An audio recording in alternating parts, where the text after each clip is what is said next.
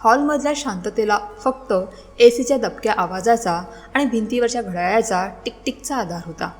13 दिवसांपूर्वी घरातून कायमचा निघून गेलेला एक श्वास आणि आज भिंतीवर चंदन फुलांचा हार घातलेल्या फोटोत उरलेलं एक निर्जीव अस्तित्व. उमाबाई एका कोपऱ्यात सतरंजीवर बसून त्या फोटोकडे शून्य नजरेने पाहत होत्या. वयाची 70 ओलांडलेल्या त्या सुरकतलेल्या चेहऱ्यावर आता डोळ्यातले अश्रूच केव्हाच अटले होते. उरली होती ती फक्त एक अथांग, काळजाला भोग पाडणारी पोकळी. घरात नुकताच 13व्याचा विधी पार पाडला होता. अगरबत्तीचा आणि राखेचा तो विशिष्ट दर्प अजूनही हवेत रेंगाळत होता. डायनिंग टेबलवर चहाचे कप रिकामे झाले होते. उमाबाईंचा मोठा मुलगा केतन आणि वाशीहून आलेली लेक नेहा, दोघांच्याही हातात काही कायदेशीर कागदपत्रे आणि फायली होत्या. केतन ठाण्यात स्वतःचा कन्स्ट्रक्शनचा व्यवसाय चालवणारा एक सक्सेसफुल कॉन्ट्रॅक्टर. त्याच्या बोटात अडकलेल्या सोन्याच्या अंगठ्या आणि गळ्यातील जाड साखळी त्याच्या यशाची साक्ष देत होती. पण त्याच्या डोळ्यात मातृप्रेमाचा पूर्णपणे दुष्काळ पडला होता. नेहाही मोबाईलच्या स्क्रीनवरून नजर न हटवता फायलीच्या पानांशी खेळत होती. आई, केतनने फाईल टेबलवर जोरात आपटत ती अस्वस्थ करणारी शांतता भंग केली. उमाबाईंनी सावकाश मान वळवून त्याच्याकडे पाहिले. बघ, बाबा गेले. जे व्हायचं ते झालं. आता रडत बसण्यात अर्थ नाही. आपल्याला प्रॅक्टिकली विचार करायला हवा. केतनने डोळ्यांवरचा महागडा चष्मा नीट करत सुरुवात केली. त्याचा आवाज असा होता जसा तो एखाद्या नवीन कन्स्ट्रक्शन साईटच्या डीलवर बोलत आहे. मी आणि नेहाने सगळं वर्कआउट केलं आहे. बाबांच्या नावावरचा हा ठाण्याचा आलिशान फ्लॅट, ती 2 दुकाने आणि 2 गाड्या, हे सगळं आम्ही आमच्या नावावर कायदेशीररित्या ट्रान्सफर करून घेतलं आहे. तसाही बिझनेस वाढवायला मला कॉलॅटरलची गरज होतीच आणि बँकेचा जो काही लिक्विड बॅलन्स आणि फिक्स डिपॉझिट होते ते नेहाने तिच्या पोरांच्या एज्युकेशन फंडसाठी तिच्या अकाउंटला वळते केलेत. उमाबाईंच्या चेहऱ्यावरील एकही रेष हलली नाही. त्या फक्त त्यांच्या ओठांची हालचाल पाहत होत्या. ज्या मुलाला बोट धरून चालायला शिकवलं, रात्र जागून ज्यांचे आजारपण काढले, तो आज तिला तिच्याच घराचा रस्ता दाखवत होता. त्यांच्या डोळ्यात राग नव्हता, तर एका आईच्या पराभवाची ती मूक साक्ष होती. नेहाने नजर चोरत खाली पाहिलं आणि पदराशी खेळत ती पुटपुटली, आई, दादा प्रॅक्टिकलच बोलतोय आणि तसंही या घरात आता स्पेसचा खूप प्रॉब्लेम होतोय बघ. रिया आणि रोहन मोठे झालेत. त्याला सेपरेट रूम लागते. तुझ्या पथ्याचं जेवण आणि आमचं लाईफस्टाईल मॅच होत नाही गं. स्पेस. उमाबाईंच्या कोरड्या पांढऱ्या पडलेल्या ओठातून एकच शब्द निसटला. ज्या घरात त्यांनी रक्ताचे पाणी करून स्वतःच्या इच्छा मारून 2 मुलांना वाढवलं, तिथे आज त्यांच्या अस्तित्वालाच स्पेस उरली नव्हती. हो, स्पेस. केतन थोडा आक्रमक झाला. आईची ती शांतता त्याला आतून टोचत होती. आई, तू इथे राहून काय करणार? तसंही तुला या सोसायटीतलं हायफाय वातावरण मानवत नाही. एक काम कर, तुझे ते वडील आहेत ना, दादासाहेब, त्यांनी संगमेश्वरला एक जुना पडका वाडा ठेवला तुझ्या नावावर. तिथे जाऊन राहा. हवा पालट होईल. केतनच्या ओठांवर एक तुच्छतेचे उपहासात्मक हसू उमटले. खरं तर काय कमावलं तुझे त्या दादासाहेबांनी आयुष्यभर? फक्त कागदाचे तुकडे. एक साधा सरकारी क्लार्क म्हणून रिटायर झाले आणि एक जुनाट खंडर तुझ्या गळ्यात मारून गेले. ना सोनं ना नाणं. त्या रद्दी कागदांच्या तुकड्यांना कवटाळून बसण्यापेक्षा त्या वाड्यात जाऊन राहा. मी आणि नेहा दर महिन्याला तुला थोडे पैसे पाठवत जाऊ खर्चाला. बापाचा झालेला तो अपमान उमाबाईंच्या काळजाला पार चिरून गेला. नमस्कार मित्रांनो, आजची कथा एका अशा आईची आहे जिने आयुष्यभर स्वतःच्या मुलांसाठी खस्ता खाल्ल्या, स्वतःच्या इच्छा मारल्या, पण म्हातारपणी जेव्हा आधाराची गरज होती तेव्हा त्याच मुलांनी संपत्ती लाटून तिला एका ट्रंकेवर घराबाहेर काढलं. पण या आईच्या पाठीशी तिचा एक देव माणूस बाप उभा होता. ज्या बापाने आपल्या लेकीसाठी असा काही खजिना साठवून ठेवला होता ज्याने मुलांचा तो पैशाचा माज एका झटक्यात उतरवला. बापाची अफाट दूरदृष्टी आणि एका आईचा गमावलेला स्वाभिमान परत मिळवून देणारी ही कथा तुमच्या अंगावर काटा आणेल. कथा खूपच रंजक आणि काळजाला भिडणारी आहे, त्यामुळे शेवटपर्यंत नक्की ऐका. पण त्याआधी जर तुम्हाला आमच्या कथा आवडत असतील तर व्हिडिओला आत्ताच लाईक, सबस्क्राईब आणि शेअर करायला विसरू नका. आणि हो, तुम्ही हा व्हिडिओ कोणत्या गावातून किंवा शहरातून पाहत आहात हे खाली कमेंट करून नक्की सांगा. चला तर मग कथेमध्ये पुढे जाऊया. दादासाहेब एक अत्यंत शांत, मितभाषी आणि तत्वनिष्ठ माणूस.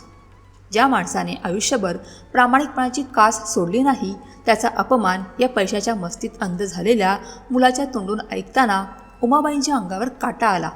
पण उमाबाई काहीच बोलल्या नाहीत. त्यांनी हुंदका आवरला नाही, कारण हुंदका देण्यासाठीही आत काही उरले नव्हते. ते अत्यंत शांतपणे उठल्या.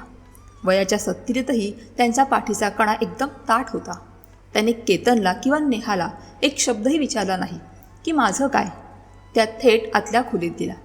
पलंगाखाली ठेवलेली एक जुनी हिरव्या रंगाची पत्राची ट्रंक त्याने ओढून बाहेर काढली. तिचे गंजलेले कुलूप उघडताना झालेला कचाक आवाज त्या आलिशान आणि शांत घरात घुमला.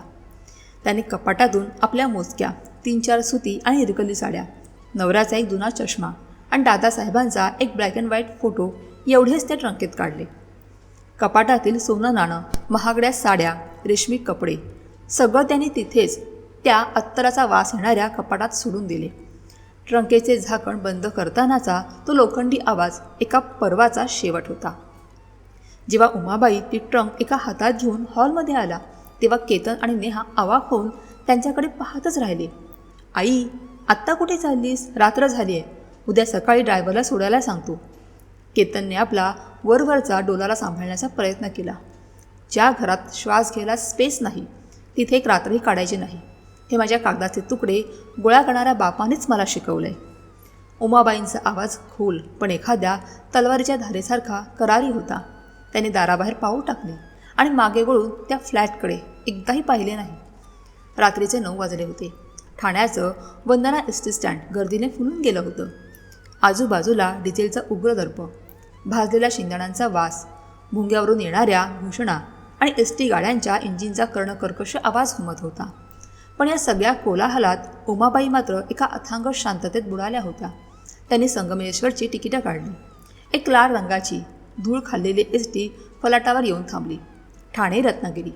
पार्टीकडे पाहत उमाबाईंनी ट्रंक एका हातात पकडली आणि जड पावलांनी बसमध्ये चढल्या. खिडकीजवळची एक रिकामी सीट त्यांना मिळाली.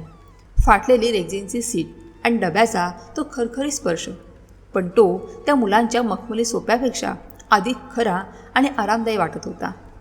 कंडक्टरने बेल मारली. इंजिनने एक मोठा हिसका दिला आणि बसने गती पकडली. उमाबाईंनी खिडकीबाहेर नजर टाकली. ठाणे शहरातले ते गगनचुंबी टॉवर्स, त्या चकचकीत दिव्यांच्या माळा, तो फ्लायओव्हर, हे सगळं वेगाने मागे पडत होतं. ज्या शहरात त्याने स्वतःचे तारुण्य, स्वप्ने आणि आयुष्य वेचले, स्वतःच्या हाताने मुलांचे संसार उभे केले, ते शहर आज त्यांना एका परक्या अनोळखी पाहुण्यासारखे कायमचा निरोप देत होते. खिडकीच्या काचेवर त्यांचा स्वतःचा सुरकुतलेला चेहरा उमटला होता. बाहेरच्या पिवळ्या दिव्यांचा प्रकाश त्यांच्या चेहऱ्यावरून सरकत होता. डोळ्यात पाणी नव्हते, पण एक विचित्र करारी चमक होती. एका नव्या प्रवासाची, एकाकीपणाची आणि बापाने दिलेल्या त्या कागदाच्या तुकड्यांच्या आणि संगमेश्वरच्या त्या वाड्याच्या आठवणींची. इंजिनच्या घरघरीसोबत एस टीचा लाल डब्बा अंधार चिरत कोकणच्या दिशेने धावू लागला होता आणि त्यासोबतच एका 70 वर्षांच्या स्त्रीचा हरवलेला, धुळीत मिळालेला सन्मानही आता नव्याने श्वास घेत होता.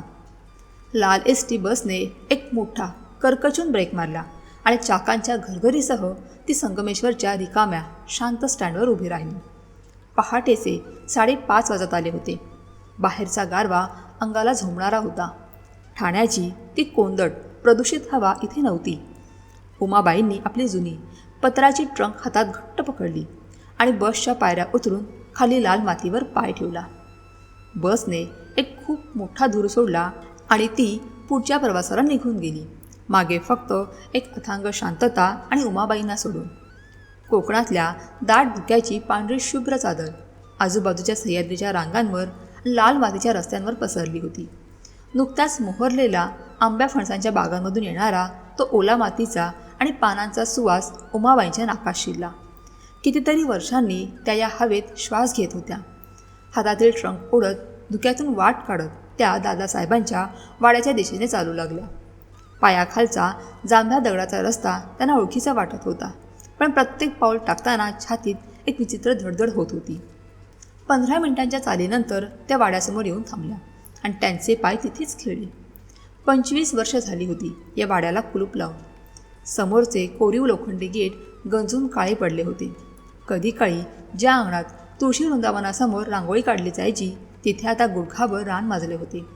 रानटी वेलींनी वाड्याच्या खांबांना विळखा घातला होता. लाल कौलारू छपरावर शेवाळ साचले होते. उमाबाईंनी गंजलेल्या गेटला हात लावला. तसा एक करकचरा आवाज करत ते उघडले. पायऱ्या चढून त्या मुख्य दरवाजासमोर आल्या. दारावरची कोरीवकाव केलेली लाकडी कवाडे आता वाळवीने पोखरून काढली होती. पेन पापुद्र्यांसारखा उडून गेला होता. एका मोठ्या लोखंडी कडीला लागलेले ते गंजलेलं कुलूप म्हणजे उमाबाईंच्या भूतकाळावर पडलेला पडदाच होता. अरे देवा उमाक्का, तू इतक्या सकाळीच? पाठीमागून आलेला हा अस्सल कोकणी लहेजातील आवाज ऐकून उमाबाईंनी वळून पाहिले. अंगात जुना सदरा, डोक्यावर पांढरी टोपी, खांद्यावर पंचा आणि हातात एक काठी घेतलेले एक वयस्कर गृहस्थ उभे होते. चेहऱ्यावर सुरकुतांचे जाळे असले तरी डोळ्यात एक विलक्षण ओलावा आणि प्रामाणिकपणा होता. हे होते विनायकराव, उमाबाईंच्या वडिलांचे, दादासाहेबांचे जुने शेजारी आणि जिवलग मित्र. विनायक काका, उमाबाईंच्या तोंडून नकळत शब्द फुटले. भय उमाक्का, मीच. पण तू अशी इकडे आणि एकटीच? केतन न्याय दिसत नाहीत. एवढ्या वर्षांनी गावाची याद दिली मगे. विनायकरावांच्या आवाजात काळजी होती. उमाबाईंनी एक कोरडं हसू ओठावर आणलं. ते शहरात खूप मोठे झालेत काका. त्यांना राहायला तिथे आता मोठी घरं आहेत. पण माझं घर हेच आहे आता, कायमचं. त्या आवाजातला कंप आणि डोळ्यातली आगतिकता विनायकरावांसारख्या मोडलेल्या माणसाने एकाच सेकंदात ओळखली. त्यांनी जास्त प्रश्न विचारले नाही. शहाण्या माणसाला शब्दांपेक्षा शांतता जास्त लवकर वाचता येते. बरं बरं, ये तू आत ये आधी, बाहेर लय गारठ आहे, असं म्हणत विनायकरावांनी आपल्या खिशातून एक चावीचा जुर्गा काढला. दादासाहेबांनी मरेस्तोवर एक चावी माझ्याकडे ठेवली होती. ती आज कामाला येली बघ. कुडूप उघडताच करकर आवाज करत कवाडे उघडले गेली. आतून एक कोंदट, दमट आणि जुन्या लाकडाचा उग्र दर्प अंगावर आला. छपरातून येणाऱ्या उजेडाच्या कवडशात धुळीचे कण नाचताना दिसत होते. माझ घरातील ती जुनी लाकडी झोपाळा, कोपऱ्यात ठेवलेली देवळी आणि भिंतीवरचा दादासाहेबांचा धूळ खात पडलेला फोटो, हे सगळं पाहून उमाबाईंच्या अंगावर काटा आला. विनायकरावांनी लगेच हातातला पंचा झाडून कमरेला बांधला.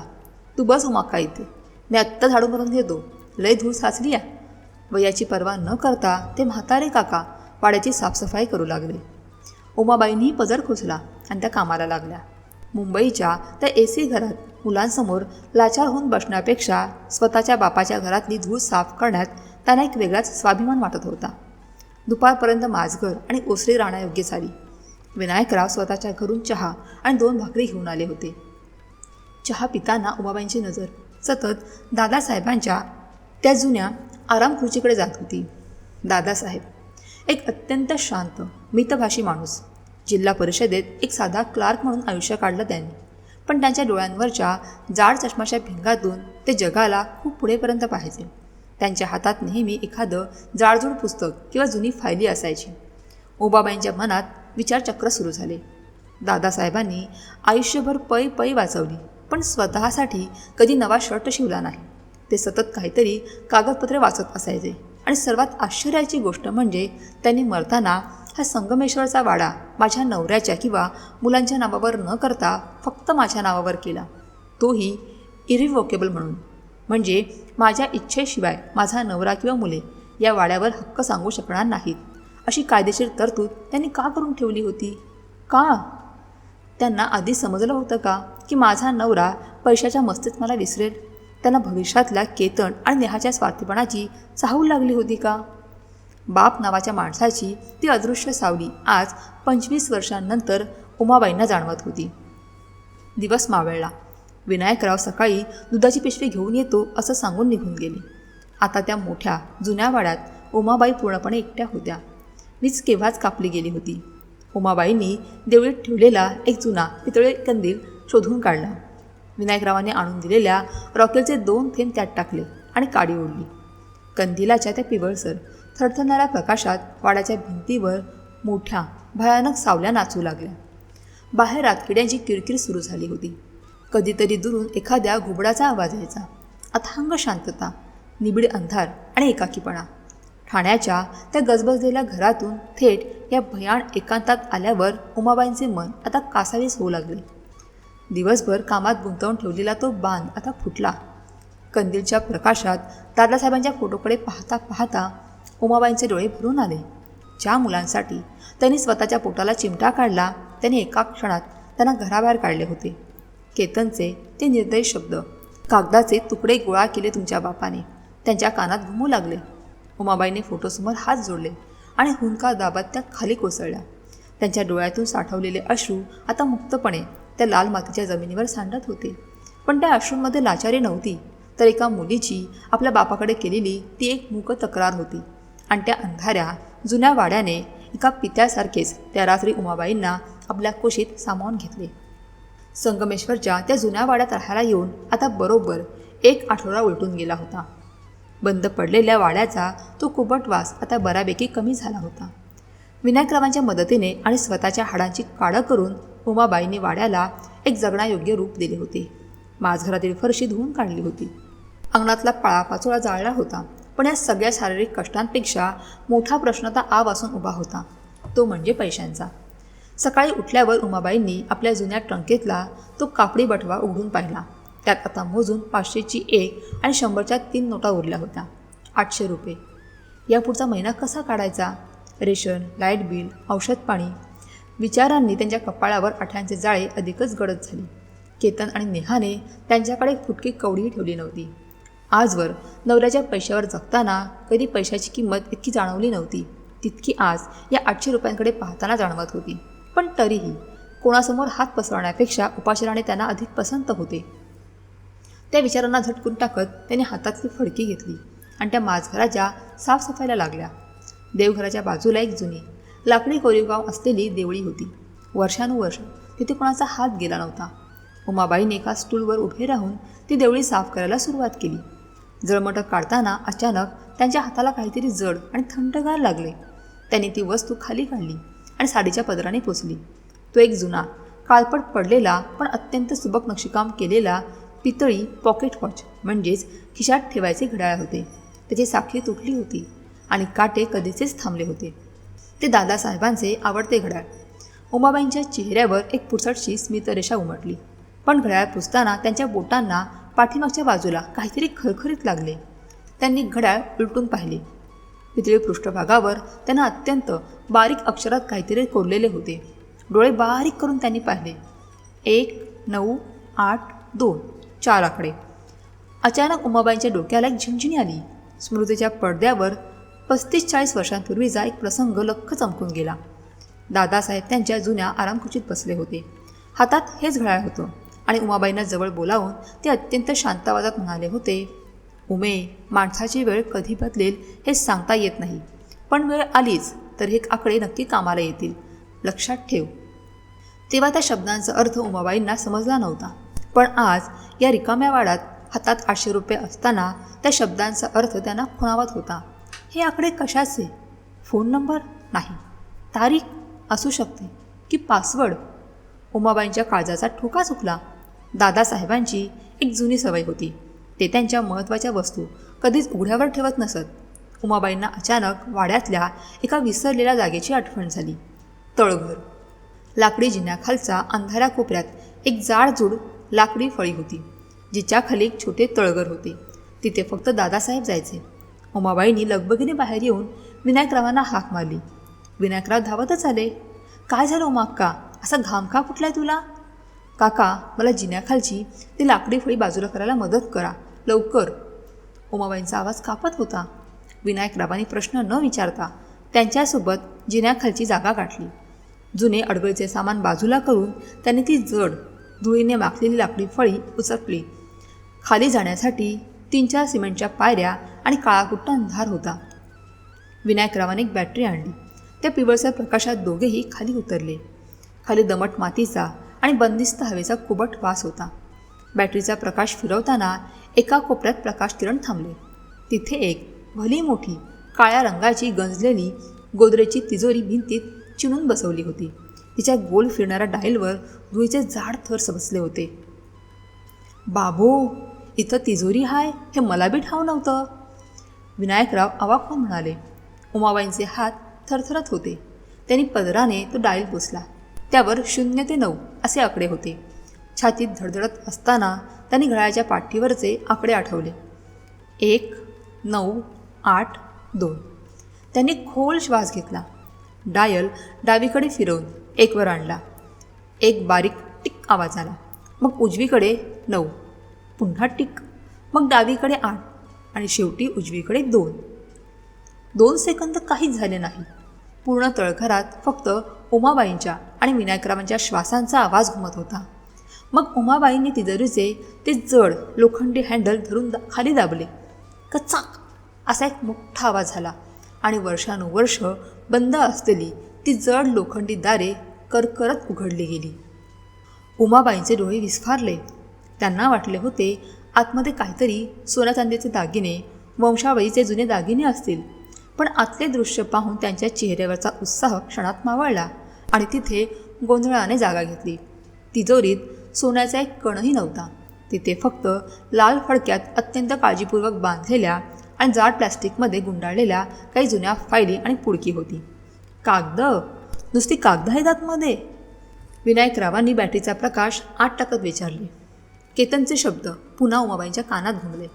फक्त कागदाचे तुकडे गोळा केलेत तुमच्या बापानं. त्यांच्या हातातली बळ ओसरू लागले. तरीही एक अंदूक आशा घेऊन त्यांनी ते लाल कापडाचे गाठोडे बाहेर काढले. वरतीच एक जुनी जाड फाईल होती. उमाबाईंनी ती उघडली. आतमध्ये पिवळे पडलेले पण अत्यंत सुस्थितीत ठेवलेले शेकडो फिजिकल शेअर सर्टिफिकेट्स होते. त्यावरचे जुने लोगो उमाबाईंना वाचता येत होते. Reliance industry, L&T, MR tyres, Wipro. प्रत्येक सर्टिफिकेटवर दादासाहेबांचे नाव अत्यंत ठळक अक्षरात होते आणि खरेदीची वर्षे होती 1982, 1985, 1989. हे काय आहे? या कागदांचा आता काय उपयोग? उमाबाईंच्या मनातला गोंधळ वाढत असतानाच त्या फायलींच्या अगदी खाली एक पांढरा दुमडलेला कागद त्यांना दिसला. त्यावर उमाबाईंचे नाव होते. ते दादासाहेबांचे पत्र होते. उमाबाईंचे हात आता अधिकच थरथरू लागले. त्याने तो कागद उघडला.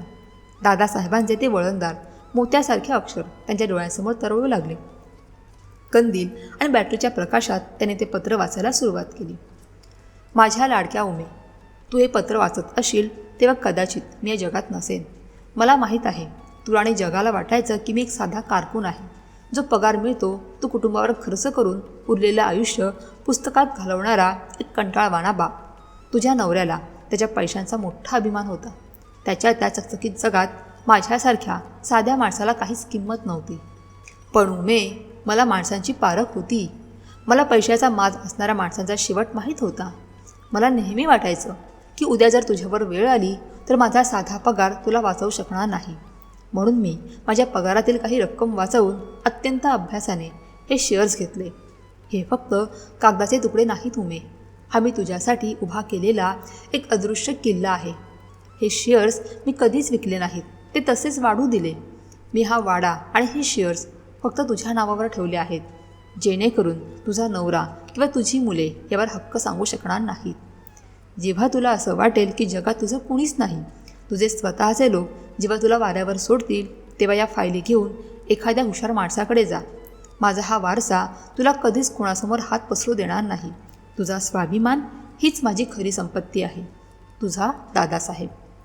पत्र वाचून पूर्ण होताच उमाबाईंच्या हातातून तो कागद गळून पडला. त्यांच्या डोळ्यातून अश्रूंचा बांध फुटला. ज्या बापाला जगाने साधा क्लार्क म्हणून हिणवले, ज्या बापाची तिच्याच मुलाने रद्दी गोळा करणारा म्हणून खिल्ली उडवली, तो बाप स्वतःच्या लेकीसाठी काळजाचा तुकडा मोडून भविष्याची तरतूद करून गेला होता. उमाबाई तिजोरीला धरून हमसून हमसून रडू लागल्या. दादा, ओ दादा. त्यांच्या तोंडून फक्त एवढा शब्द बाहेर पडत होता. तो हुंका त्या तळघरात घुमत होता. विनायकरावांना काहीच समजत नव्हते, पण तेही डोळे पुसत होते. उमाबाईंना आज स्वतःच्या एकटेपणाची भीती वाटत नव्हती. त्यांच्या पाठीवर एका अदृश्य पण अत्यंत खंबीर हाताचा स्पर्श त्यांना जाणवत होता. तो बापाचा हात होता. कागदाच्या त्या तुकड्यांमध्ये किती किंमत दडली आहे हे त्यांना अजून माहिती नव्हते, पण त्या क्षणी त्या कागदांनी त्यांना जगातली सर्वात श्रीमंत आणि सुरक्षित स्त्री बनवले होते. दादासाहेबांच्या पत्रातील ते शेवटचे शब्द उमाबाईंच्या मेंदूत रात्रभर घुमत होते. उमे, तुझ्या नवऱ्याला पैशाचा माज होता. हा कागदांचा ढिगारा नाही, तर तुझ्या म्हातारपणाची सावली आहे. दुसऱ्या दिवशी सकाळीच डोळ्यात एक नवी उमेद आणि हातात ती जुनी कागदपत्रे घेऊन उमाबाई आणि विनायकराव रत्नागिरीला पोहोचले. विनायकरावांच्या एका ओळखीच्या माणसाने त्यांना शहरातील सर्वात जुने आणि अनुभवी चार्टर्ड अकाउंट श्रीकांत जोशी यांचा पत्ता दिला होता. जोशींचे ऑफिस अत्यंत चकचकीत आणि आधुनिक होते. काचेची दारे, लॅपटॉपवर वेगाने बोटे चालवणारी तरुण मुले आणि एसीची थंड हवा. उमाबाई आणि विनायकराव एका सोफ्यावर थोडे संकोचानेच बसले होते. उमाबाईंची ती साधी सुती साडी आणि हातातली ती लाल कापडाची पिशवी त्या कॉर्पोरेट वातावरणात खूपच विसंगत वाटत होती. थोड्या वेळाने एका शिपायाने त्यांना आत केबिनमध्ये बोलावले. CA श्रीकांत जोशी, वयाची 50शी ओलांडलेले एक अत्यंत रुबाबदार आणि शिस्तबद्ध गृहस्थ होते. त्यांनी चष्म्यातून उमाबाईंकडे पाहिले आणि बसायला खुर्ची दिली. बोला मावशी, काय काम कळलं? जोशींनी विचारले. उमाबाईंचे हात थरथरत होते. त्यांनी ती कापडी पिशवी टेबलावर ठेवली आणि त्यातून प्लॅस्टिकमध्ये गुंडाळलेले ते कागदांचे पुडके बाहेर काढले. माझ्या वडिलांची ही काही जुनी कागदं आहेत. संगमेश्वरच्या वाड्यात कालच सापडली. याची आज काही किंमत आहे का ते बघायचं होतं, त्या अडखळत म्हणाल्या. जोशींनी तो लाल कपडा बाजूला केला आणि फाईल उघडली. पिवळी पडलेली, कडा किंचित दुमडलेली ती फिजिकल शेअर सर्टिफिकेट्स बाहेर आली. जोशींनी वरचे एक सर्टिफिकेट हातात घेतले. त्यांनी आपला चष्मा कपाळावर सरकवला आणि डोळे विस्फारून त्या कागदाकडे पाहिले. मग दुसरे, मग तिसरे. फायलीमधील कागद उलटताना त्यांच्या चेहऱ्यावरील व्यावसायिक शांतता पार उडून गेली होती. त्यांच्या कपाळावर अचानक घामाचे थेंब चमकू लागले. त्यांनी हातातला पेन टेबलावर टाकून दिला आणि मग ते खुर्चीतून ताडकन उभे राहिले. मावशी, हे ओरिजिनल आहे. दादासाहेब तुमचे कोण? जोशींचा श्वास थोडा वाढला होता. माझे वडील. उमाबाईने फक्त होकारार्थी मान हलवली. जोशींनी केबिनचा दरवाजा स्वतः जाऊन घट्ट बंद केला आणि ते पुन्हा टेबलावर आले. त्याने एका ग्लासात पाणी ओतून प्यायले आणि उमाबाईंकडे अत्यंत आदराने पाहिले. मावशी, तुम्ही या पिशवीत काय घेऊन आला आहात याची तुम्हाला खरोखरच काही कल्पना नाही आहे. जोशींनी एक MRF आणि विप्रोचे सर्टिफिकेट पुढे केले. त्यांच्या आवाजात आता एक थरथर होती. दादासाहेबांनी 1980 ते 85च्या काळात हे शेअर्स घेतले होते. तेव्हा त्यांनी या जेमतेम काही हजार रुपये गुंतवले असतील, पण त्यांनी ते विकले नाहीत. शेअर मार्केटमध्ये एक जादू असते मावशी, पॉवर ऑफ कंपाऊंडिंग. झाड जसजसं वाढतं तसतशा त्याच्या फांद्या आणि फळं वाढत जातात. उमाबाई आणि विनायकराव श्वास रोखून ऐकत होते. जोशी पुढे सांगू लागले. या कंपन्यांनी गेल्या 35-40 वर्षात कित्येक वेळा बोनस शेअर केले, म्हणजे एका शेअरवर दुसरा शेअर मोफत, आणि वेळोवेळी स्टॉक स्प्लिट केला, म्हणजे शेअरची किंमत वाढल्यावर एका शेअरचे 10 तुकडे करून गुंतवणूकदारांची संख्या वाढवली. मावशी, दादासाहेबांनी घेतलेले ते 100-200 शेअर्स आता साधे शेअर्स राहिले नाहीत. बोनस आणि स्प्लिटमुळे आज तुमच्याकडे विप्रो, रिलायन्स, L&T आणि MRFचे लाखो शेअर्स आहेत. आणि या सगळ्या कंपन्या आज देशातल्या सर्वात मोठ्या आणि श्रीमंत कंपन्या आहेत. जोशींनी आपला लॅपटॉप उघडला आणि वेगाने काहीतरी आकडेवारी टाईप्स करू लागले. कीबोर्डवर त्यांच्या बोटांचा वेग वाढला होता. उमाबाईंच्या हृदयाची धडधड आता स्पष्ट ऐकू येत होती. आणि हे फक्त शेअर्स नाहीत मावशी, जोशी स्क्रीनकडे पाहत म्हणाले. या 35 वर्षात या कंपन्यांनी तो डिव्हिडंड दिलाय, तो तुम्ही न घेतल्यामुळे तो अनक्लेम म्हणून सरकारच्या एका फंडात जमा झालाय. तो डिव्हिडंडचा आकडाच काही कोटींमध्ये असेल. जोशींनी लॅपटॉपचा स्क्रीन फिरवून उमाबाईंकडे वळवला. स्क्रीनवर एक खूप मोठा आकडा होता, ज्यावरचे शून्य उमाबाईंना मोजताही येत नव्हते. जोशींचा आवाज आता एका वेगळ्याच आदराने दाबला गेला होता. मावशी, आजच्या मार्केट रेटनुसार या तुमच्या कागदाच्या तुकड्यांची एकूण किंमत साधारण 35 ते 40 कोटी रुपये आहे. 35 ते 40 कोटी. कोटी हा शब्द उमाबाईंच्या कानावर एखाद्या बॉम्बसारखा आदळला आणि त्यांच्या मेंदूला बधीर करून गेला. खोलीत एक भयानक, अंगावर काटा आणणारी शांतता पसरली. एसीचा तो हलका आवाजही आता कर्कश वाटू लागला. उमाबाईंच्या चेहऱ्यावरील रक्त जणू गोठून गेले होते. त्या डोळेही न मिचकवता त्या लॅपटॉपच्या स्क्रीनकडे शून्यात पाहत राहिल्या. केतनचे ते शब्द पुन्हा त्यांच्या कानात एखाद्या प्रतिध्वनीसारखे वाजू लागले. फक्त रद्दी गोळा केली तुझ्या बापाने. त्या रद्दीला कवटाळून बसण्यापेक्षा त्या वाड्यात जाऊन राहा. आणि इथे समोरच्या खुर्चीत बसलेला हा एवढा मोठा CA त्या रद्दीला चक्क 40 कोटी सांगत होता. उमाबाईंचा ऊर भरून आला. त्यांच्या सुरकुतलेल्या हातांची बोटे त्या पिवळ्या पडलेल्या सर्टिफिकेट्सवरून हळूवार फिरू लागली. तो स्पर्श आता नुसत्या कागदाचा नव्हता, तर दादासाहेबांच्या त्या अथांग मायेचा होता. ज्या बापाला, जगाने सदा क्लार्क म्हणून हिणवले, ज्या बापाची तिच्याच मुलाने रद्दी गोळा करणारा म्हणून खिल्ली उडवली, त्या बापाने स्वतः फाटके कपडे घातले पण आपल्या पोरीसाठी कुबेराचा खजिना लपवून ठेवला होता. बाप नावाच्या त्या शांत मितभाषी माणसाची केवढी ती अफाट दूरदृष्टी. डोळ्यातून घळाघळा अश्रू वाहू लागले. हे अश्रू दुःखाचे नव्हते ना त्या 40 कोटींच्या लालसेचे होते. हे अश्रू एका जन्मदात्याबद्दलच्या कृतज्ञतेचे होते. उमाबाईंनी आपले दोन्ही हात जोडले आणि त्या कागदांवरच आपले डोके टेकवले. त्यांच्या तोंडातून एक मुका हुंदका बाहेर पडला. विनायकरावही अवाक होऊन डोक्याला हात लावून कधी उमाबाईंकडे तर कधी त्या कागदांकडे पाहत बसले होते. आज एका बापाने त्याच्या मृत्यूनंतर 25 वर्षांनी आपल्या मुलीला फक्त पैसाच नाही तर तिचा पायात तुडवला गेलेला स्वाभिमान एका क्षणात परत मिळवून दिला होता. 35-40 कोटींचा तो आकडा ऐकून उमाबाईंच्या मेंदूला जरी काही क्षण बधिरता आली असली तर त्यांच्या नसात वाहणारे रक्त एका तत्वनिष्ठ आणि हिशोबी बापाचे होते. अश्रू पुसून त्या सीए श्रीकांत जोशींच्या केबिनमधून बाहेर पडल्या. त्या एका नव्या निर्धारानेच. आता तो जुना कागदांचा ढिगारा नुसता तिजोरीत ठेवून चालणार नव्हता. जोशींच्या मार्गदर्शनाखाली फिजिकल शेअर्सचे डीमॅटमध्ये रूपांतर करण्याची एक मोठी आणि किचकट कायदेशीर प्रक्रिया सुरू झाली. KYC, प्रतिज्ञापत्रे, जुन्या स्वाक्षरांची पडताळणी असे अनेक सोपास्कार होते. पण उमाबाई मागे हटल्या नाहीत. त्यांनी अत्यंत हुशारीने निर्णय घेतला. जोशींच्या सल्ल्याने त्यातील काही मोजके शेअर त्यांनी मार्केटमध्ये विकले. त्यातून मिळालेल्या पैशातून सगळा इन्कम टॅक्स आणि वकिलांची तगडी फी त्यांनी एका फटक्यात चुकती केत टाकली. आता त्यांचे नवे कोरे डीमॅट अकाउंट आणि बँक खाते खऱ्या अर्थाने कोट्यावधींच्या आकड्यांनी सजले होते. पैसा हातात आल्यावर माणसाची चाल बदलते असे म्हणतात. पण उमाबाईंची चाल बदलली नाही तर ती अधिक खंबीर झाली. त्यांचा मोर्चा आता वळला तो संगमेश्वरच्या त्या जुन्या पडक्या वाड्याकडे. काही आठवड्यातच वाड्याचा कायापालट सुरू झाला. आजवर शांत असलेला तो वाडा आता सुतारांच्या हातोड्यांचा टपटप आणि कामगारांच्या आवाजाने गजबजून गेला. जुन्या वाळवी लागलेल्या कवाडांची जागा आता अस्सल शिसवी आणि सागवानी लाकडाच्या कोरी दरवाजाने घेतली. लाल जांभ्या दगडांच्या भिंतीवरून साचलेली 25 वर्षांची काजळी घासून काढली गेली आणि त्यावर नवा रंग चढला.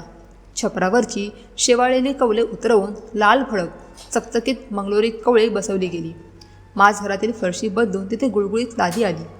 अंगणातले गुडघाभर रान उपटून तिथे स्वच्छ चिरेबंदी दगड बसवले गेले. मधोमध एक सुंदर कोरीव तुळशी वृंदावन उभे राहिले. या संपूर्ण कामात संगमेश्वर आणि आजूबाजूच्या वाड्यांमधल्या 20-25 जणांना उमाबाईंनी हक्काचा रोजगार दिला होता. पैशाचा माज न दाखवता त्या मजुरांसोबत बसून चहा पीत या सगळ्या व्यापात एक माणूस त्यांच्या सावलीसारखा खंबीरपणे पाठीशी उभा होता. विनायकराव. कामावर देखरेख करण्यापासून ते पैशांच्या व्यवहारापर्यंत विनायकरावांनी एक भावासारखी साथ दिली होती. आणि मग तो दिवस आला जेव्हा संगमेश्वरच्या त्या अरुंद आणि लाल मातीच्या रस्त्यावरून धुरळा उडवत एक पांढरे शुभ्र भली मोठी नवी कोरी टोयोटा इनोवा वाड्याच्या चिरेबंदी अंगणात येऊन उभ्या राहिले. गावातल्या लोकांचे डोळे विस्फारले. कधी काळी ST बसने हातात एक पत्राची ट्रंक घेऊन आलेली उमाबाई आज त्या आलिशान गाडीतून खाली उतरत होती. वाडा आता जुना खंडर राहिला नव्हता. तो एका राजवाड्यासारखा दिमाखात उभा होता. इकडे कोकणात उमाबाईंचा सुवर्णकाळ सुरू झाला होता. पण तिकडे ठाण्यात मात्र केतनच्या आयुष्याला ग्रहण लागले होते. केतनच्या AC केबिनमध्ये आज श्वास घ्यायलाही जड जात होते. त्याचा कन्स्ट्रक्शनचा बिझनेस पूर्णपणे डबघायला आला होता. मार्केटमधली मंदी, चुकीच्या ठिकाणी केलेली गुंतवणूक आणि उधळपट्टी यामुळे कर्जाचा डोंगर साचला होता. 2 साईड्स अर्धवट पडून होत्या. त्याच्या टेबलावर रिकाम्या कॉफींचा कपांचा ढीग साचला होता आणि टायची गाठ सेल करून तो वैतागून डोक्याला हात लावून बसला होता. सतत वाजणारा फायनान्सरचा फोन त्याच्या मेंदूची नस फाडत होता. अशातच त्याच्या मोबाईलवर एक अनपेक्षित फोन आला. संगमेश्वरचा एक जुना बिल्डिंग मटेरियल सप्लायर ओळखीचा होता. त्याचा तो फोन होता. केतनने कंटाळून फोन उचलला. हॅलो केतन शेठ, काय चाललंय? इकडे तुमच्या मातोश्रीने अख्खं संगमेश्वर हादरवून सोडलंय की? पलीकडून एक उत्साही आवाज आला. म्हणजे काय झालं तिथे? केतनने कपाळावरच्या आठ्या अधिकच घट्ट करत विचारले. अरे तो तुमचा दादासाहेबांचा जुना पडका वाडा आता राजवाडा झालाय शेठ. 1 नंबरचं सागवानी लाकूड काम. अख्ख्या घराला नवं रूप दिलंय. रोजगाराला 20-25 माणसं राबतात अंगणात. आणि आज तर दारात नवी कोरी भली मोठी गाडी येऊन उभी राहिली. काय लॉटरी बिटरी लागली की काय म्हातारीला? की दादासाहेबांचं काही गुप्तधन सापडलंय. ते शब्द केतनच्या कानावर आदळले आणि त्याच्या पायाखालची जमीनच सरकली. त्याच्या हातातून मोबाईल निसटता निसटता वाचला. श्वास रोखून तो काही सेकंद शून्यात पाहतच राहिला. आईला घरातून काढताना तिच्याकडे एसटीच्या तिकिटापलीकडे 1 रुपया नव्हता. ती तो फाटका वाडा विकेल आणि पैसे मागेल या आशेवर त्याने तिला तिथे पाठवले होते. मग हे करोडो रुपये आले कुठून? त्याने तातडीने वाशीला नेहाला फोन लावला आणि सगळा प्रकार सांगितला. फोनवर नेहाचाही आवाज थरथरत होता. दादा, हे कसं शक्य आहे? आईकडे एक कवडी नव्हती. आपण सगळं बँक बॅलन्स आपल्या नावावर करून घेतलं होतं. मग ती एवढा खर्च करतेय कुठून? नेहाच्या आवाजात आश्चर्य आणि भीती दोन्ही होते. मला काय माहीत, पण एक नक्की आहे नेहा, त्या जुन्या वाड्यात काहीतरी मोठं दडलं होतं जे आपल्या हातून निसटलंय. आठव, आजोबा नेहमी त्यांच्या त्या जुन्या फाईल्स आणि कागदपत्रांबद्दल बोलायचे. मी ज्यांना कागदाचे तुकडे म्हणून हिणवलं ते काही वेगळंच तर नसेल? केतनचे डोळे आता लालसेच्या आगीने लकाकू लागले होते. डबघायला आलेल्या केतनच्या बिझनेसला आता एकच तारणहार दिसत होता. त्याची स्वतःची आई, जिला त्याने घराबाहेर काढलं होतं. पण त्याच्या मनात पश्चाताप नव्हता. होता तो फक्त एक भयंकर लोभ. नेहा, पॅक युअर बॅग्स, केतनने दात पोट खात फोनवर सांगितले. आपण उद्याच संगमेश्वरला जातोय. जे काही असेल त्यावर पहिला हक्क आपला आहे. ती आपली आई आहे. तिचा तो वाडा आणि पैसा आपण असं कुणा गावकऱ्यांच्या घशात जाऊ देणार नाही. सकाळचे 11 वाजत आले होते. संगमेश्वरच्या त्या लाल मातीच्या रस्त्यावरून धुळा उडवत एक राखाडी रंगाची सिडान गाडी वाड्याच्या वेशीवर येऊन करकचून थांबली. गाडीतून केतन आणि नेहा घाईघाईने खाली उतरले. त्यांच्या डोळ्यांवरचे महागडे गॉगल जागेवरच हिजले आणि श्वास छातीतच अडकला. ज्या वाड्याला त्यांनी 2 महिन्यांपूर्वी रद्दीचं गोदाम आणि पडका खंडर म्हणून हिणवलं होतं, तो वाडा आता एखाद्या पेशवेकालीन महालासारखा दिमाखात उभा होता. समोरचे गंजलेले लोखंडी गेट जाऊन तिथे मजबूत सागवानी वेशीची कवाडे उभी होती. अंगणात स्वच्छ चिरेबंदी फरशी बसवली होती आणि मध्यभागी नव्याने रंगवलेले कोरीव तुळशी वृंदावन उन्हात तळपत होते.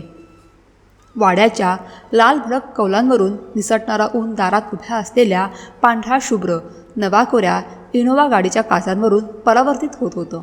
हे वैभव, ही श्रीमंती पाहून केतनच्या पायाखालची जमीनच सरकली. त्याचे डोळे लालसेच्या आणि आश्चर्याच्या संमिश्र भावनेने विस्फारले होते. दोघेही दबकतच गेटमधून आत आले. ओसरीवरच्या एका आरामखुर्चीत उमाबाई शांतपणे वर्तमानपत्र वाचत बसल्या होत्या.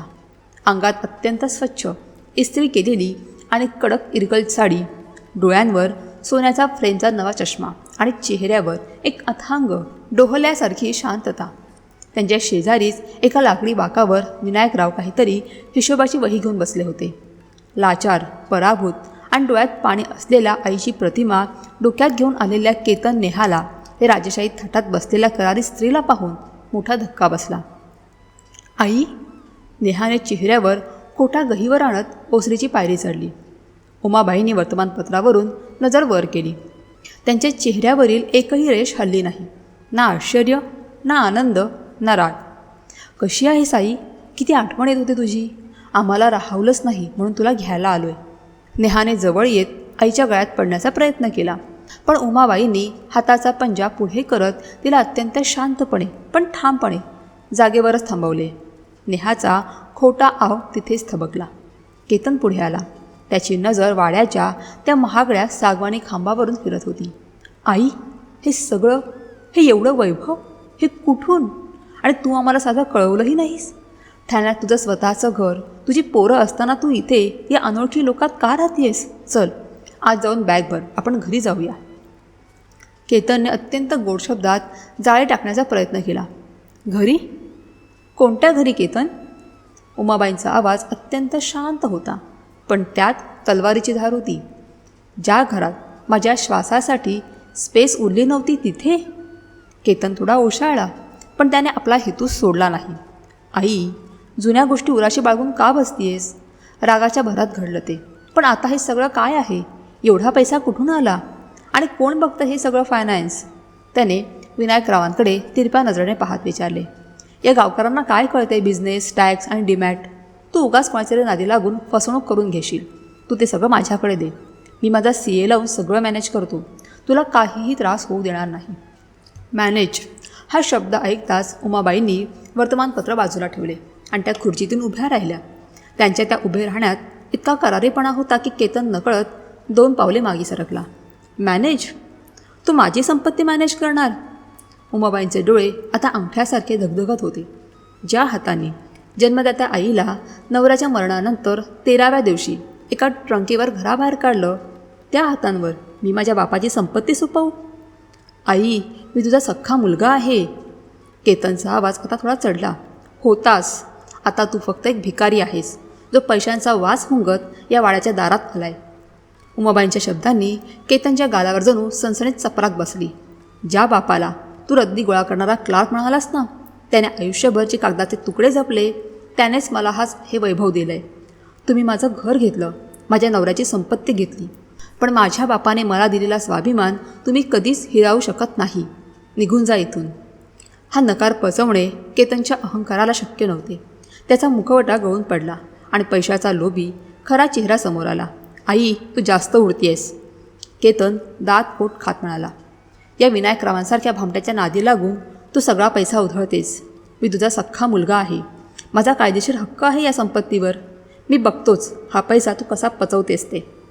हा वाडा आणि ही संपत्ती माझ्या बापाने बनवलेला इरिव्होकेबल ट्रस्ट आहे केतन. तुझ्या किंवा तुझ्या बापाचा कोणाचाही यावर हक्क नाही. उमाबाईंनी बोट दाखवत शेवटचा इशारा दिला. आणि आता जर या वाड्याची पायरी चढलास तर पोलिसांना बोलावून धक्के मारून बाहेर काढेन. Get out. आईचे ते रौद्र रूप पाहून केतन आणि नेहा निमूटपणे पण रागाने फणफणत गाडीत बसले आणि धुळा उडवत निघून गेले. या घटनेला आठवडा लोटला. एक दिवस दुपारच्या वेळी एक पोस्टमन वाड्यावर आला. Registered एडीची notice. उमाबाईंनी सही करून ते जाड पाकीट घेतले. नोटीस उघडून त्यांनी चष्मा लावून वाचायला सुरुवात केली आणि वाचता वाचता त्यांच्या हाताची मूठ घट्ट वळली गेली. ती रत्नागिरीच्या फॅमिली कोर्टाची कायदेशीर नोटीस होती. केतन आणि नेहाने कोर्टात याचिका दाखल केली होती. त्यात अत्यंत नीचपणे लिहिले होते, उमाबाईंचे वय 70च्या पार आहे. त्यांच्या नवऱ्याच्या मृत्यूनंतर त्यांना मानसिक धक्का बसला आहे. त्यांची विचार करण्याची क्षमता आणि मानसिक स्थिती पूर्णपणे बिघडली आहे. संगमेश्वरमधील काही धूर्त लोक आणि गावातील पुढारी त्यांच्या या असहाय्य स्थितीचा गैरफायदा घेऊन त्यांना फसवून त्यांची करोडोंची संपत्ती लाटत आहेत. तरी उमाबाईंचे स्वतःवर नियंत्रण राहिलेले नाही, म्हणून त्यांची संपूर्ण संपत्ती, बँक खाती आणि निर्णय घेण्याचे अधिकार कन्झर्वेटरशिप अंतर्गत आमचा कायदेशीर हक्क म्हणून तात्काळ आमच्याकडे देण्यात यावे. स्वतःच्या आईला वेळसर ठरवणारी तो नोटीस पाहून विनायकराव सुन्न झाले. उमा का? हे काय महावर हा यात? सख्खी पोरं आईला येडी ठरवतायत? विनायकरावांच्या आवाजात कापरे भरले होते. पण उमाबाईंनी ती नोटीस चुरगाळली नाही. त्याने ती अत्यंत शांतपणे घडी करून टेबलावर ठेवली. आज त्यांच्या डोळ्यात अश्रूंचा लवलेशही नव्हता. होती ती फक्त रणांगणावर उतरलेल्या एका योद्ध्याची तीक्ष्ण नजर. काही नाही काका, पैशाच्या लालसेने आंधळा झालेल्या पोरांनी आता शेवटचा डाव टाकलाय. उमाबाईंचा आवाज एखाद्या शांत वादळासारखा गंभीर होता. पण त्यांना हे माहीत नाही की त्यांच्या आईच्या अंगात कोणाचं रक्त सळसळते. माझ्या बापाचा अपमान मी एकदा सहन केला. आता माझा स्वाभिमान मी कोर्टाच्या पायरीवर झुकू देणार नाही. आता लढाई कोर्टातच होईल. वाड्याच्या अंगणातली शांतता आता एका मोठ्या वादळाची चाहूल देत होती. उमाबाई आता आई राहिल्या नव्हत्या. त्या दादासाहेबांची खरी वारसदार बनल्या होत्या. रत्नागिरीच्या जिल्हा न्यायालयाची ती जुनी दगडी इमारत आज एका अभूतपूर्व सुनावणीची साक्षीदार बनणार होती. कोर्टरूम नंबर 3मध्ये लाकडी पंख्यांची कर्र आणि वकिलांच्या काळ्या कोटांची सळसळ वगळता एक विचित्र तणावपूर्ण शांतता होती. एका बाजूच्या बाकावर केतन आणि नेहा अत्यंत आत्मविश्वासाने किंबहुना एका मगरूळ थाटात बसले होते. त्यांच्या चेहऱ्यावर आपणच जिंकणार हा दर्प स्पष्ट दिसत होता. त्यांच्यासमोर त्यांचे वकील ॲडव्होकेट कदम फाईल चाळत होते. दुसऱ्या बाजूला उमाबाई अत्यंत शांत अविचल बसल्या होत्या. अंगात कडक इस्त्रीची सुती साडी, पाठीचा कणा एकदम ताठ आणि डोळ्यात एक करारी भेदक नजर. त्यांच्या शेजारी विनायकराव आणि त्यांचे वकील ॲडव्होकेट देशमुख उभे होते. उमाबाईंच्या चेहऱ्यावर ना भीती होती ना कसलाही संकोच. तो चेहरा एखाद्या अनुभवी बुद्धिबळपटूसारखा पुढची खेळी ओळखून शांत होता. न्यायाधीश सिरकेसाहेब आसनावर विराजमान झाले आणि सुनावणीला सुरुवात झाली. केतनचे वकील ॲडव्होकेट कदम आक्रमकपणे उभे राहिले युअर ऑनर, त्याने आवाजात खोटा उमाळा आणत सुरुवात केली. ही एक अत्यंत दुर्दैवी आणि संवेदनशील केस आहे. माझ्या अशिलांची आई उमाबाई या सत्तरीत पोहोचल्या आहेत. नुकतेच त्यांच्या पतीचे निधन झाले आणि त्या दुःखाच्या धक्क्यातून त्या अद्याप सावरलेल्या नाहीत. त्यांची मानसिक स्थिती पूर्णपणे ढासळली आहे. याच असहाय्य आणि वेडसर अवस्थेत त्यांनी घर सोडली आणि संगमेश्वरच्या एका गावात जाऊन राहू लागल्या. तिथल्या काही धूर्त गावकऱ्यांनी आणि भामट्यांनी त्यांच्या या आजारी मानसिकतेचा फायदा घेत त्यांची करोडोंची संपत्ती लुटण्याचा डाव आखला आहे. उमाबाई स्वतःचे निर्णय घेण्याच्या स्थितीत अजिबात नाही. एक मुलगा म्हणून माझ्या अशिलाला आईच्या भविष्याची आणि सुरक्षेची काळजी आहे. त्यामुळे त्यांची संपूर्ण संपत्ती आणि निर्णय घेण्याचे अधिकार केतन यांच्याकडे देण्यात यावे. कदम यांचा युक्तिवाद ऐकून कोर्टरूममध्ये कुजबूज सुरू झाली. केतनने विजयाच्या आविर्भावात उमाबाईंकडे पाहिले, पण उमाबाईंची नजर किंचितही विचलित झाली नाही. न्यायाधीशांनी ॲडव्होकेट देशमुखांकडे पाहिले. बचाव पक्षाला काय सांगायचं आहे? ॲडव्होकेट देशमुख अत्यंत शांतपणे उभे राहिले. त्यांच्या चेहऱ्यावर एक पुसटसे स्मित होते. युअर ऑनर, विरोधी पक्षाच्या वकिलांनी रचलेली ही कथा एखाद्या मेलोड्रामा सिनेमासारखी आहे, पण वास्तवाशी याचा काडी मात्र संबंध नाही. माझी अशील उमाबाई या केवळ शारीरिकदृष्ट्याच नव्हे तर मानसिक आणि आर्थिकदृष्ट्याही या कोर्टरूममध्ये बसलेल्या प्रत्येकापेक्षा जास्त सुदृढ आहेत. देशमुखांनी आपल्या फाईलमधून काही कागदपत्रे काढली आणि न्यायाधीशांसमोर सादर केली. युअर ऑनर, हा एक्झॅबिटेड ए, रत्नागिरीच्या सिव्हिल सर्जन आणि नामांकित मानसोपचार तज्ज्ञांचा हा अधिकृत मेडिकल रिपोर्ट आहे, ज्यामध्ये स्पष्ट नमूद केले आहे की उमाबाईंची स्मरणशक्ती, निर्णय क्षमता आणि मानसिक संतुलन 100% अचूक आणि तल्लख आहे. कदम यांच्या कपाळावर आठ्या पडल्या. केतनची चुळबुळ सुरू झाली. देशमुख थांबले नाहीत. त्यांनी दुसरी जाळजूळ फाईल पुढे केली. हा एक्झिबिट बी हे चार्टर्ड अकाउंट श्रीकांत जोशी यांचे ऑडिट रिपोर्ट आणि बँक स्टेटमेंट्स आहेत. उमाबाईंनी स्वतःच्या हिमतीवर फिजिकल शेअर्स डीमॅटमध्ये रूपांतर केले. योग्य दराने शेअर्स विकले. सरकारचा 1-1 रुपयाचा income tax and capital gain tax मुदतीच्या आधी भरला आहे. संगमेश्वरच्या वाड्याचा नूतनीकरणाचा प्रत्येक रुपयाचा हिशोब या फाईलमध्ये आहे. युअर ऑनर, जी स्त्री वयाच्या 70त स्टॉक मार्केटचे व्यवहार, डीमॅट अकाउंट आणि टॅक्सचे कॅल्क्युलेशन एका प्रोफेशनल CAच्या तोडीस तोड करते, ती स्त्री मानसिकदृष्ट्या अस्थिर असू शकते का? हा पुरावा एखाद्या बॉम्बसारखा कोर्टात फुटला. केतन आणि नेहाच्या चेहऱ्यावरील रंग पार उडून गेला. त्यांच्या वकिलाला काय बोलावे ते सुचेना. युअर ऑनर, मला काही बोलायची परवानगी मिळेल का? उमाबाईंचा शांत पण कोर्टरूमच्या कोपऱ्यात घुमणारा करारी आवाज उमटला. न्यायाधीशांनी त्यांना संमती दिली. उमाबाई जागेवरून उभ्या राहिल्या. त्यांच्या डोळ्यातली धग आता स्पष्ट दिसत होती. युअर ऑनर, ज्या मुलाने कोर्टात दावा ठोकलाय की त्याला त्याच्या आईच्या भविष्याची काळजी आहे, त्याच मुलाने माझ्या नवऱ्याच्या 13व्या विधीला राग थंड व्हायच्या आत सगळी संपत्ती स्वतःच्या नावावर केली. ज्या आईने रक्ताचं पाणी करून त्याला वाढवलं, तिला वयाच्या 70त एका पत्राच्या ट्रंकेवर रात्रीच्या अंधारात एसटी स्टँडवर उभी केली. तेव्हा या मुलाला माझी मानसिक स्थिती आठवली नाही? तेव्हा त्याला माझी काळजी वाटली नाही? उमाबाईंच्या आवाजातला तो प्रहार थेट काळजाचा ठाव घेणारा होता. कोर्टात पूर्ण शांतता पसरली होती. माझ्या बापाने, दादासाहेबांनी मला जो वाडा आणि जो शेअर मार्केटचा वारसा दिला, तो मी माझ्या हिमतीवर उभा केला. ज्या मुलांना स्वतःच्या आईला एका ट्रंकेवर घराबाहेर काढावेसे वाटले, त्यांना माझ्या संपत्तीवर हक्क सांगण्याचा कोणताही नैतिक आणि किंवा कायदेशीर अधिकार नाही. उमाबाईंचे हे शब्द एखाद्या जळजळीत निखाऱ्यासारखे केतनच्या कानावर पडत होते. तो मान खाली घालून बसला होता. ॲडव्होकेट देशमुखांनी आपला शेवटचा मास्टर स्ट्रोक टाकला.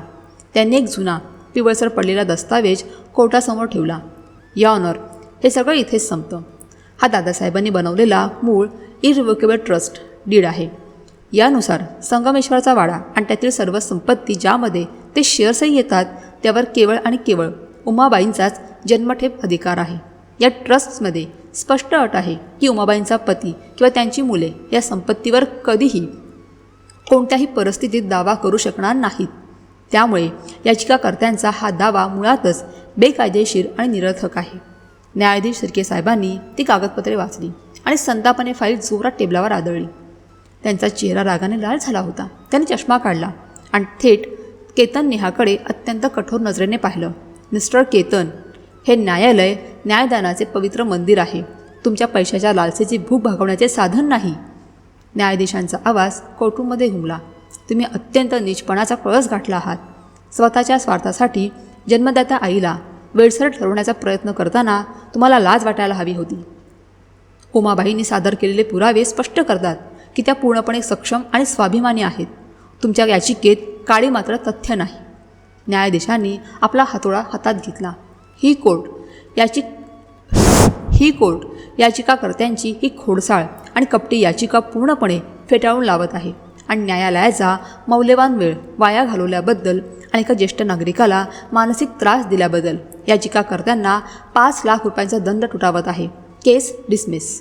ठक ठक ठक. हातोड्याचा तो आवाज केतनच्या अहंकारावर पडलेल्या घणासारखा होता. कोर्टाची कारवाई संपली. बाहेर कोर्टाच्या लांबलचक कॉरिडॉरमध्ये केतन आणि नेहा सुन्न होऊन उभे होते. त्यांचा वकिली रुबाब गळून पडला होता. केतनचा तो पैशाचा माज, तो अहंकार आज अक्षरशः धुळीस मिळाला होता. त्याला स्वतःचीच लाज वाटत होती. त्याच कॉरिडॉरमधून उमाबाई, ॲडव्होकेट देशमुख आणि विनायकराव बाहेर आले. उमाबाई चालताना केतनसमोर एक क्षणभर थांबल्या. त्याने केतनकडे पाहिले, पण त्यांच्या डोळ्यात ना राग होता ना विजयाचा उन्माद. तिथे फक्त एका करारी बापाच्या लेकीची शांत, अथांग आणि विजयी ओळख होती.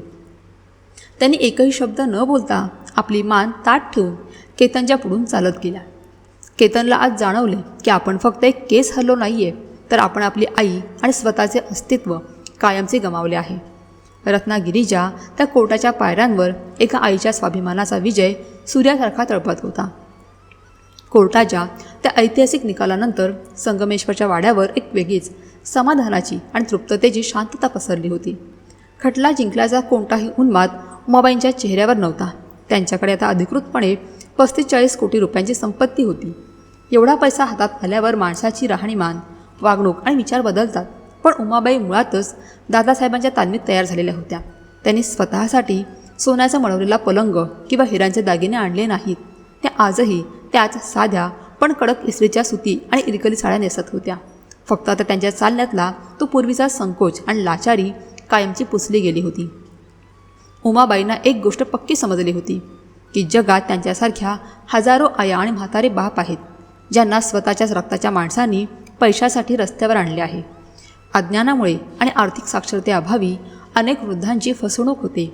याच विचारातून उमाबाईंनी वाड्याच्याच एका प्रशस्त आणि मोकळ्या भागात एक नवीन सुरुवात केली. वाड्याच्या प्रवेशद्वारावर एक सुंदर लाकडी पाटी झळकू लागली. दादासाहेब आर्थिक साक्षरता आणि कायदेशीर आधार केंद्र. हा कोणताही व्यावसायिक ऑफिसात थाट नव्हता. इथे जमिनीवर सतरंजा आणि काही साधे लाकडी बाग टाकलेले होते. आजूबाजूच्या खेड्यांपासून विधवा महिला, शेतकरी आणि निराधार वृद्ध तिथे येऊ लागले. कोणाची जमिनीची अडचण, कोणाची पेन्शनचे रखडलेले काम, तर कोणाला स्वतःच्याच मुलांनी घरातून काढल्याची व्यथा. उमाबाई स्वतः त्यांच्या शेजारी बसून त्यांच्या अडचणी ऐकून घेत असत. CA श्रीकांत जोशी आणि ॲडव्होकेट देशमुख आठवड्यातून 2 दिवस तिथे येऊन या गरिबांना मोफत कायदेशीर आणि आर्थिक सल्ला देत असत. ज्या म्हातारा डोळ्यात कधी काळी लाचारीचे अश्रू असायचे, त्यांच्या चेहऱ्यावर आता या आधार केंद्रामुळे हक्काचा आणि न्यायाचा विश्वास दिसू लागला होता. विनायकराव या सर्व कामात अत्यंत उत्साहाने मदत करत होते. उमाबाई आता फक्त एका घराच्या मालकीन राहिल्या नव्हत्या, तर त्या संपूर्ण पंचक्रोशीच्या उमाक्का झाल्या होत्या. कोकणात पावसाळा सरून आता गुलाबी थंडीची चाहूल लागली होती. एक दिवस दुपारच्या वेळी अंगणात ऊन उतरत असताना एक साधी टॅक्सी वाड्याच्या वेशीबार येऊन थांबली. त्यातून एक स्त्री खाली उतरली. ती नेहा होती, पण आज तिच्या डोळ्यांवर महागडा गॉगल नव्हता. अंगावर तो पूर्वीचा थाटमाट नव्हता. तिचा चेहरा सुकून गेला होता. डोळे रडून रडून सुजले होते. ती हळूहळू पावले टाकत वाड्यात आली. ओसरीवर उमाबाई एका महिला बचत गटाच्या बायकांसोबत काहीतरी हिशोब पाहत बसल्या होत्या. नेहाला दारात उभा असलेला पाहून सगळ्यांच्या नजरा तिच्याकडे वळल्या. उमाबाईंनी हातातील पेन बाजूला ठेवला आणि त्या शांतपणे उठून उभ्या राहिल्या. आईला पाहताच नेहाचा बांध फुटला. ती धावतच पुढे आली आणि थेट उमाबाईंच्या पायांवर कोसळली. आई, मला माफ कर गं, मला माफ कर. नेहा हमसून हमसून रडत होती. तिचे अश्रू उमाबाईंच्या पायांवर सांडत होते. दादाचा अहंकार त्याला नडला. आई, त्याचा बिझनेस पूर्ण बुडालाय. तो रस्त्यावर आलाय आणि त्याच्या नादी लागून मी माझं घर, माझा संसार सगळं पणाला लावलं. पैशाच्या लालसेने मी आंधळी झाले होते. ज्या आईने स्वतःचा घास काढून मला भरवला, तिलाच मी वेडसर ठरवायला निघाले. माझ्यासारखी पापी मुलगी या जगात नसेल गं. मला पैशाची हाव नाही आहे आई, पण मला तुझी खूप आठवण येते. मला तुझ्या कुशीत जागा दे. नेहाचा तो पश्चाताप खोटा नव्हता हे तिच्या डोळ्यातून वाहणाऱ्या धारा सांगत होत्या. उमाबाईंचे मात्र हृदय क्षणभर गहिवरले. त्यांनी खाली वाकून नेहाला खांद्याला धरून उठवले आणि आपल्या पदराने तिचे डोळे पुसले. उमाबाईंचा स्पर्श होताच नेहा आईच्या गळ्याला मिठी मारून लहान बाळासारखी रडू लागली. उमाबाईंनी तिच्या पाठीवरून हळूवार हात फिरवला. काही क्षण तसेच शांततेत गेले. मग उमाबाईंनी नेहाला स्वतःपासून थोडे दूर केले. त्यांच्या चेहऱ्यावर आईची माया होती, पण डोळ्यातला करारीपणा तसाच होता. रडू नकोस नेहा. उमाबाईंचा आवाज खोल आणि संत होता. आईचं काळीच असं असतं, जे लेकराच्या एका चुकीला काय 1000 चुकांनाही माफ करतं. तू माझी लेक आहेस, तुला मी माफ केलं. नेहाच्या चेहऱ्यावर आशेचा किरण चमकला. मग मी इथेच राहू आई तुझ्यासोबत? उमाबाईंनी नकारार्थी मान हलवली. नाही, माझ्या काळजात तुझ्यासाठी माया नक्कीच आहे, पण हा वाडा आणि ही संपत्ती आता माझी राहिलेली नाही. ती मी या समाजासाठी, या आधार केंद्रासाठी ट्रस्टला लिहून दिली आहे. मी तुला माफ केलं आहे याचा अर्थ मी जुने घाव विसरले असा होत नाही नेहा. जेव्हा मला तुमच्या आधाराची सर्वात जास्त गरज होती, तुम्ही मला एका ट्रंकवर घराबाहेर काढलं. आज जे काही यश आणि समाधान माझ्याकडे आहे ते माझ्या बापाच्या पुण्याईने आणि माझ्या एकटेपणाच्या संघर्षाने आलं आहे. उमाबाईंनी नेहाला दारापर्यंत नेलं आणि अत्यंत ठाम शब्दात सांगितले, लेकीसाठी या घराचे आणि मायेचे दरवाजे कायम उघडे आहेत. तू कधीही ये, 4 दिवस राहा, हक्काने खाऊन जा. पण लक्षात ठेव नेहा, माझ्या पैशाचा आणि संपत्तीचा दरवाजा आता तुमच्यासाठी कायमचा बंद झाला आहे. जा, स्वतःच्या हिंतीवर उभं राहायला शिक. आईचा तो निर्णय अंतिम होता हे नेहाला समजले, पण आज तिला आईबद्दल राग नव्हता, तर एका वेगळ्याच आदराची भावना होती. ती निमूटपणे मान हलवून टॅक्सीत बसली आणि निघून गेली. दिवस मावळतीला आला होता. सह्याद्री कडांवरून सूर्याचा केशरी प्रकाश वाड्याच्या लाल कौलांवरून घसरत अंगणात पसरला होता. कोकणातली ती सायंकाळची थंड आणि सुखद वाऱ्याचे झुळूक आंब्याच्या पानातून सळसळत होती. उमाबाई ओसरीवर दादासाहेबांच्या त्या जुन्या आरामखुर्चीत डोळे मिटून बसल्या होत्या. त्यांच्या हातात वाफळणारा चहाचा कप होता.